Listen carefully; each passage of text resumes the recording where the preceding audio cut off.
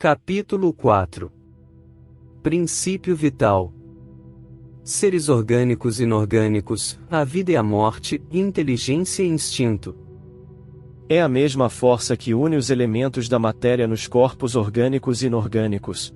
Sim, a lei de atração é a mesma para tudo.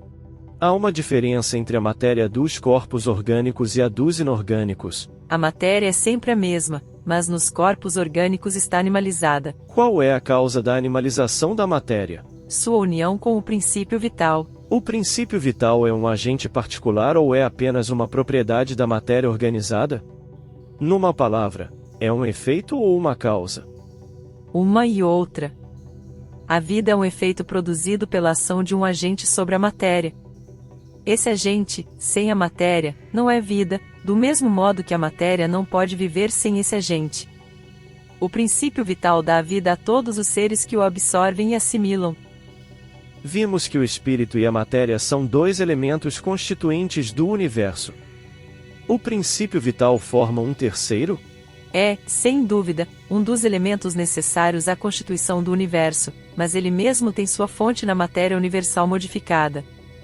É um elemento, como para vós o oxigênio e o hidrogênio que, entretanto, não são elementos primitivos, embora tudo isso proceda de um mesmo princípio.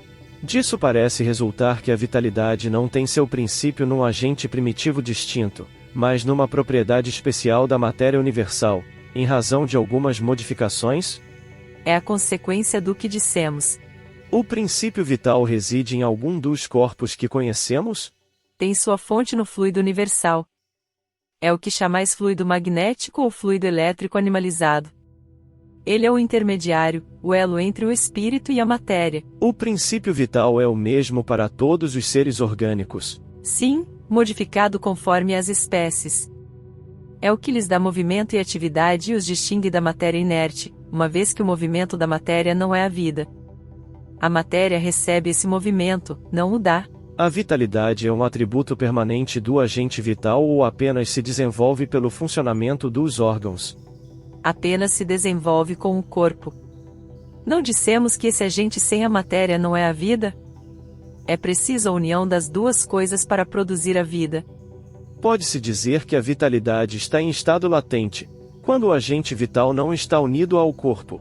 Sim, é isso. Qual é a causa da morte entre os seres orgânicos? O esgotamento dos órgãos. Podemos comparar a morte com o cessar do movimento numa máquina desarranjada? Sim, e se a máquina está mal montada, o movimento cessa, se o corpo está doente, a vida se extingue. Por que uma lesão do coração causa a morte mais do que em qualquer outro órgão? O coração é a máquina da vida, mas não é o único órgão cuja lesão ocasiona a morte. É somente uma das peças essenciais. O que acontece com a matéria e o princípio vital dos seres orgânicos quando eles morrem? A matéria sem atividade se decompõe e vai formar novos organismos. O princípio vital retorna à sua origem, à sua fonte. A inteligência é um atributo do princípio vital? Não, uma vez que as plantas vivem e não pensam, apenas têm a vida orgânica. A inteligência e a matéria são independentes, uma vez que um corpo pode viver sem inteligência. Porém, a inteligência só pode manifestar-se por meio dos órgãos materiais. É preciso a união com o espírito para prover de inteligência a matéria animalizada. Qual é a fonte da inteligência? Já o dissemos, a inteligência universal. Podemos, então, dizer que cada ser tira uma porção de inteligência da fonte universal e a assimila, como tira e assimila o princípio da vida material. Isso é apenas uma comparação, mas não é exata. A inteligência é um dom próprio de cada ser e constitui sua individualidade moral. Por fim, há coisas que não são dadas ao homem penetrar, e essa por enquanto é uma delas. O instinto é independente da inteligência? Não, precisamente, mas ele é uma espécie de inteligência.